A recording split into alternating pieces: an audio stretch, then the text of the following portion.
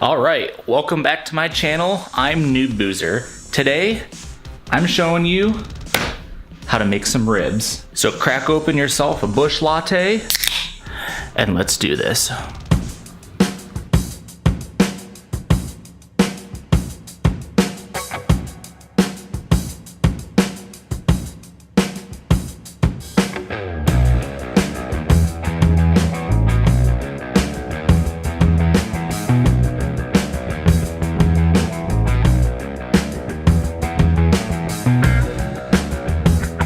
Man, it feels wrong drinking on a Tuesday at noon, but I'm still gonna do it. Yes, I am. I don't care that badly. You can't drink without beer, or you can't grill without beer or alcohol. That's just sacrilegious. So I'm gonna do the 3-2-1 method, where you smoke it for 3 hours after you rub it down and whatnot, and then you wrap it up in tin foil with like a beer or two in there for 2 hours, and then you open that bear up and you just grill it straight on the grates for an hour.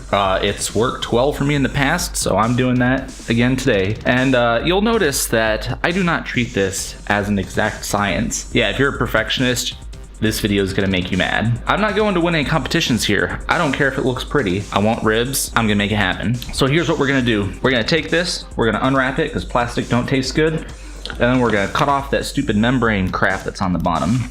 Because, I don't know. I read you're supposed to do that, so I've always done that. Ooh, that was foamy. I'm just gonna give it a few stabby stabs. The trick here is make sure you have too small of a cutting board so you make a frickin' mess all over your living room table. I found that is the key to a good rack of ribs. Oh god. Oh, there's juices everywhere. Oh shit. So there's supposed to be a membrane on the bottom of this crap. And you just kinda, I'm not the one to be giving advice. Just kinda dig around. And eventually, you get one of your dick beaters under there, and you pull it off. Eventually, you just start rolling. And it's dumb. Everyone I see online rips this bear off in one try, and I don't get it off in one try. Just kind of gotta work your finger up in there. You know, I've honestly, there's been times where I said screw it, I left the membrane on, and it did not matter. Oh yeah, there she comes. So it's hard to start, but once she starts coming, she don't stop. Someone out there knows what they're doing, and they're just crying inside watching me do this. Because I'm sure there's an easier way. If you don't get all of it, you know what? I don't sweat it. Because like I said, this isn't a competition. I just want some ribs. Oh yeah. I love meat until I have to prep it, and then I'm like, this is disgusting. This is why people are vegan. This is the hardest part of making ribs, is getting this damn skin off. Holy hell, this is why I bought a towel. Ugh, I knew stuff was gonna get messy. Is that in my elbow? This cut, I think, is technically like a St. Louis rack of ribs or something. Every time I make one of these, they always tell you to trim it up, you know, cut this flabby stuff off. They like trim some stuff up here so that you got this nice, perfect rack of ribs. I don't do that. We're gonna throw our seasoning and stuff on this. We're gonna slap it on the grill. Like I said, I'm here to make ribs, not win a competition. Got my bowl to mix my sauce and stuff in. You're gonna take some mustard. This is basically gonna be mustard, the Worcestershire sauce, or however the heck you say that. I really don't care how you say it. It's gonna be mustard, some of that. It called for apple cider. I don't have any apple cider, so we're just gonna do a splash of apple cider vinegar. I know that's totally not the same, but it's gonna get the job done. And I'm not measuring stuff, so we're just gonna do a big old squirt of mustard. And then, you know, some of the Worcestershire sauce, whatever. We're just gonna glug that in there. Just get up in there, you know, that much.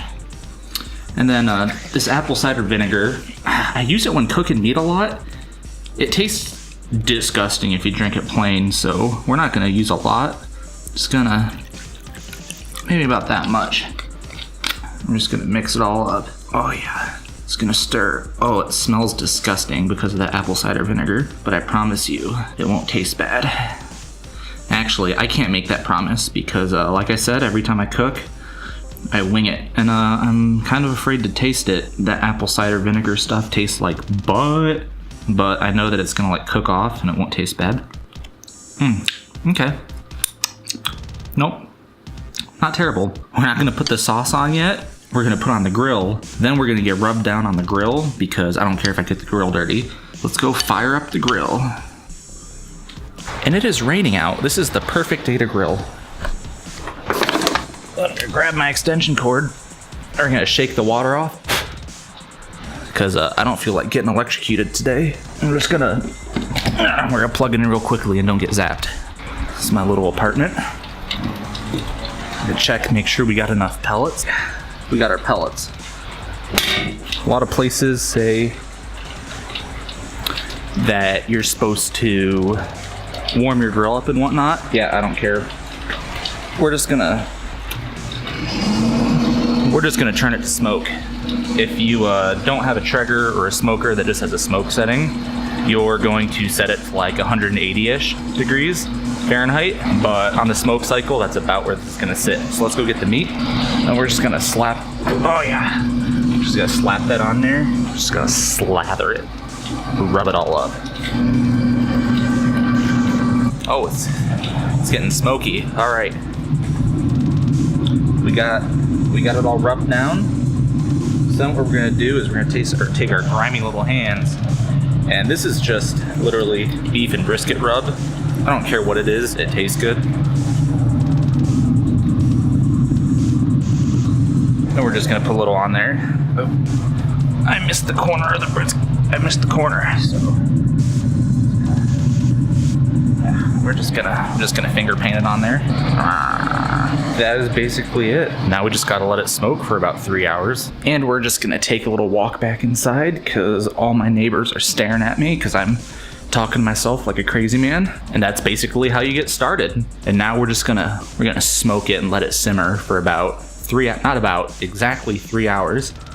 I don't know what temperature it's supposed to be after 3 hours, but I always do 3 hours, so we're gonna stick with 3 hours. And make sure you don't drink all your Bush Lattes, because I'm gonna use 1 or 2 of them for step 2. So I'm gonna go play some Xbox, and I'll be back in 3 hours. All right. For this next part, you're gonna need yourself some aluminum foil.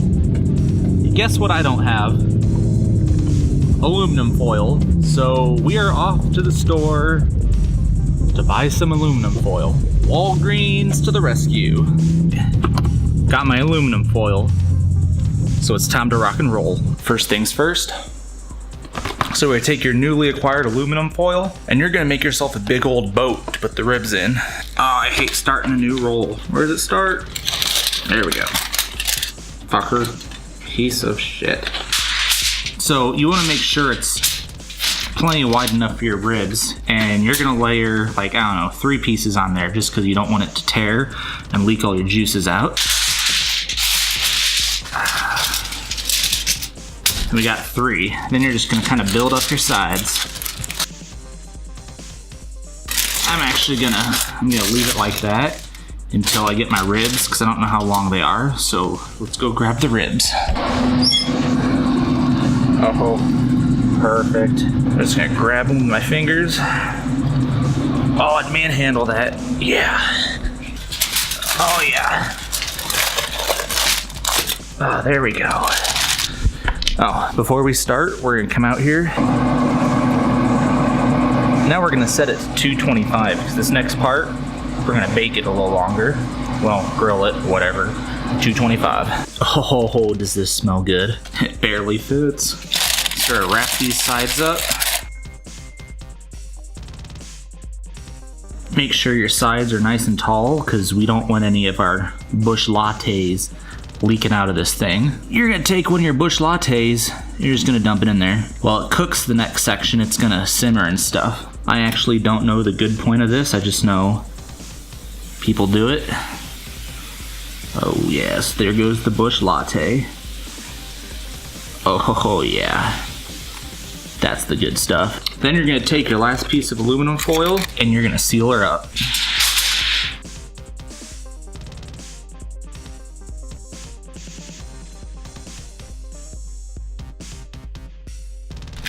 All right. Once you made sure she's all sealed up, because you don't want any of your Bush Latte leaking out, you're gonna slap this bad boy back on the grill for 2 hours. So we're just gonna take this, and we're just gonna slide it on in. So there we have it. Make sure we got it set to 225. Now that, you're gonna let cook for about 2 more hours, wrapped in tin foil with a Bush Latte. And after that, we're gonna take the tin foil off and we're gonna smother it in barbecue sauce, and then we're just gonna grill it for an hour. I'll be back in 2 hours. It has been 2 hours. I gotta get my Bush Latte and find out which one of my neighbors are staring at me this time. It is time to take him out of the foil. Oh, that's perfect. Look at that. Oh, it's hot. It's very hot. We're gonna make a mess, but I don't care.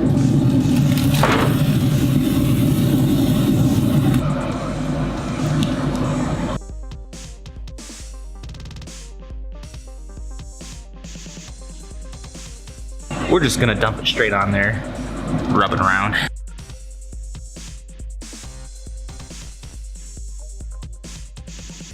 And there we go. That is gonna be perfect. So now we're gonna let it sit on the grill, still at 225 for another hour. Open, no foil, just smothered in barbecue sauce. And after that, she should be done. And we'll be back in an hour. All right, ribs are done. I'm gonna grab my tongs so I don't burn myself this time.